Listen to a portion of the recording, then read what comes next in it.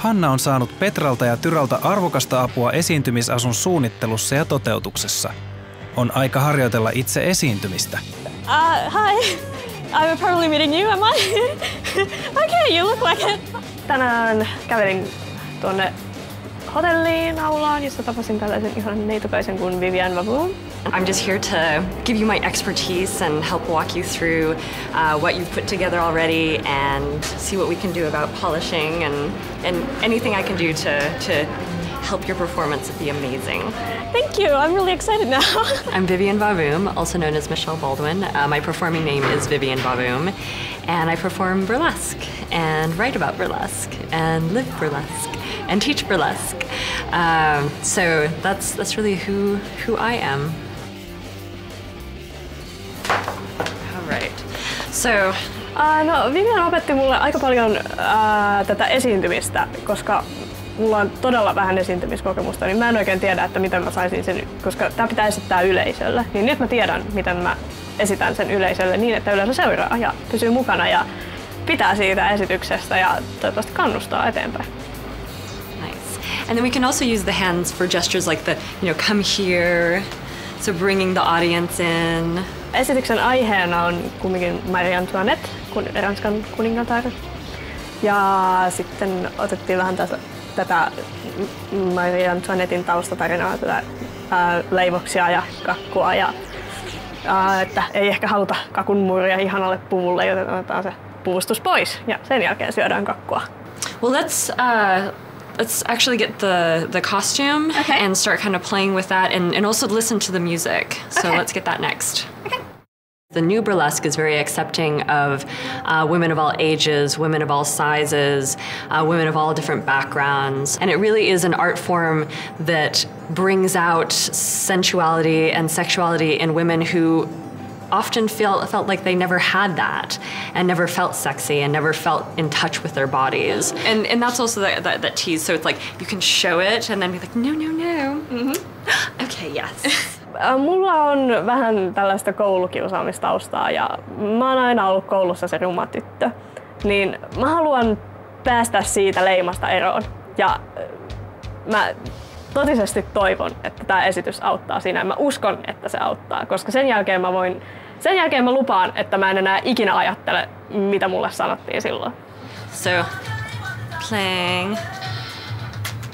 So that's why it's good to be playing with it. So, I think Hannah is probably nervous, but she seems very excited, and I love that. She has a definite joy about her that I think is really going to end up going onto the stage with her. She has such enthusiasm, and I can't wait to see what she does. And I know that now she's a little bit timid about is it all going to come together? But it is, and the moment she hits the stage, I know that all of her personality will come out and it'll be beautiful. Nyt on vähän hermostuttaa ihan hieman, koska tämä on mun ensimmäinen burleski-esitys. Mä en ole koskaan tehnyt mitään tällaista. Mä en oikein vielä luota mun rytmitajuun ja siihen esiintymiseen, mutta kotona on peili ja musiikkia, joten harjoitellaan oikein kovasti. On kyse siis värikkäästä koktailista, joka sekoittaa kaikkea mahdollista. Musiikkia, teatteria, performanssia, tanssia ja sitä itseään, eli tiisiä, kiusoittelevaa vaatteiden vähentämistä.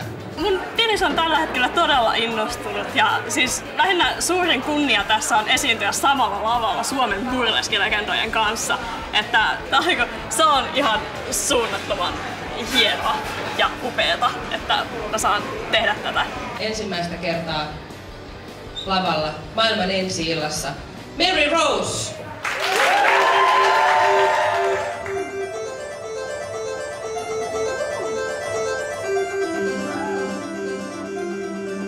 Ennen kuin mä nousin lavalle, niin mun sydän hakkasi ihan 1100, mutta siinä vaiheessa kun musiikki lähti, niin se katosi ihan täysillä ja se oli vaan niinku se esitys ja keskittyminen siihen esitykseen, että ei ollut silleen mitään.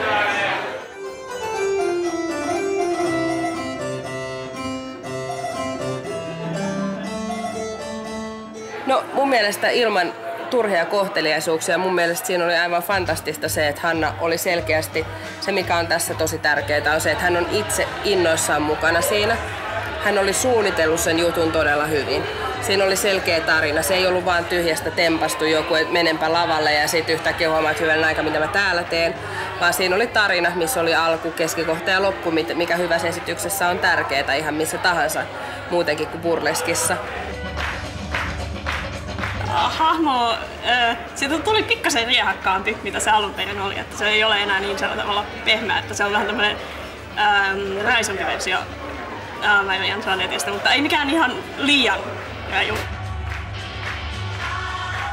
Siis esitys meni aivan nappiin, että se meni tosi hyvin, ihan bueno. Ei olisi voinut paremmin mennä.